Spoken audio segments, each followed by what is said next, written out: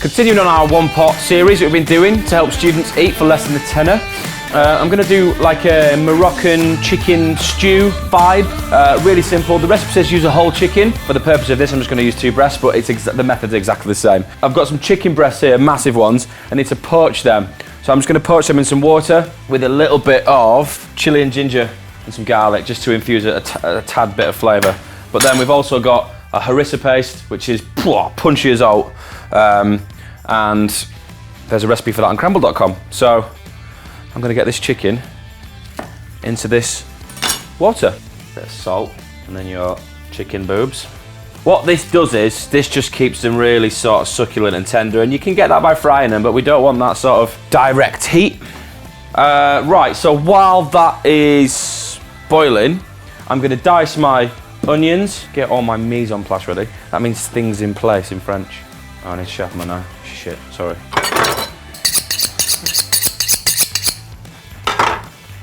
So, I'm just going to dice this. Right, cool. That chicken's just about done, so I'm just going to take it off the heat and let it sit in that liquid. Just to continue cooking. I've got a big pan on the stove, and we want a nice glug of oil. Right, so roughly chop your garlic. We've got your onions chopped. So we need to get onions, garlic, cumin seeds and fennel seeds and get them fried off. So like a teaspoon of cumin seeds. Get them fried, get them frizzled.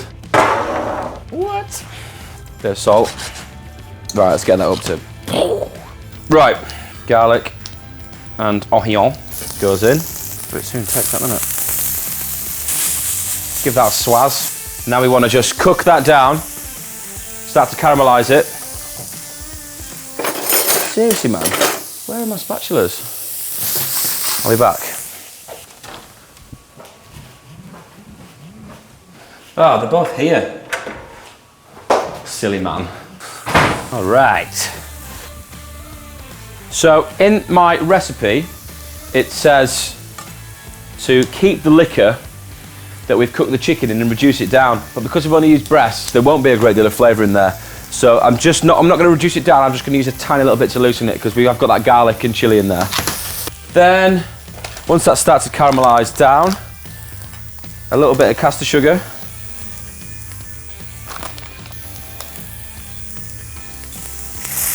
And look at that, like, colours and all those seeds have started to toast up and onions started to caramelise. I'm extremely happy with that. So all in one pot, apart from that chicken. So that's cool, right? I hope, yeah? Right, so in with our harissa, our homemade harissa, which is punchy. So then we're just gonna fry that off a little bit and incorporate those seeds. Instantly you get that pow of chili. And then we'll go in with our tin chopped tomatoes, 34p. Goes in there. Recycle, obvs, and then just stir all that in. Just want it to all be incorporated, and then that'll just cool the pan down a little bit. And then if it starts to look like, when it comes up to temperature, if it starts to look like it's getting too thick, that's when you add a little bit of your liquor to just sort of loosen it up or not. Chickpeas, I get these drained off. I do that every time, take the lid nearly fully off. Right, so bring that to temperature. Chickpeas. In. Right, chicken. So you can chop this, but I just think it's nicer when it's just shredded. If it's still a bit hot, just be careful. Just pull it apart. You can use a fork for this. You want, in fact, that's what I'm gonna do because I've got soft lad fingers. Check this out, look. It's starting to fry again because it's not loose enough. So I'm just going to add some of that liquid that we cooked our chicken in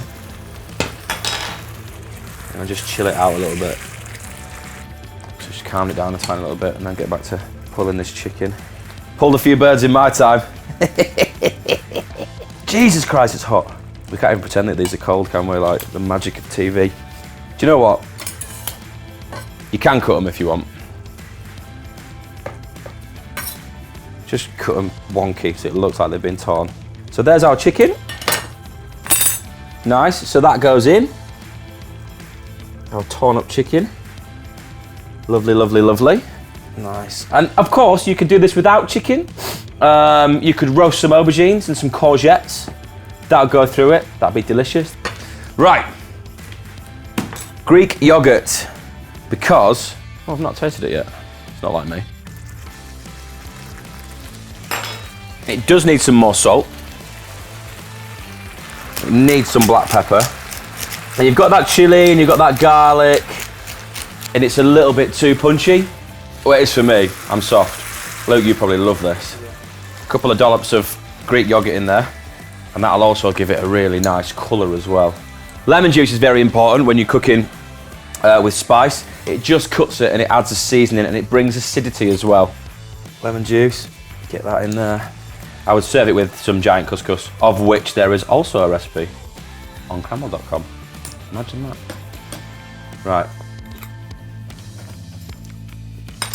Yes, it's getting there. Bunch of coriander. We're going to use it all, okay? So, bunch, fold the tops over.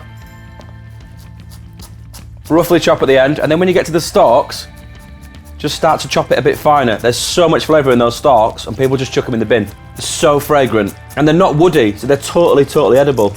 And then just these end bits. Get a shot of those. And then coriander on top. Touch more lemon juice. Some more black pepper.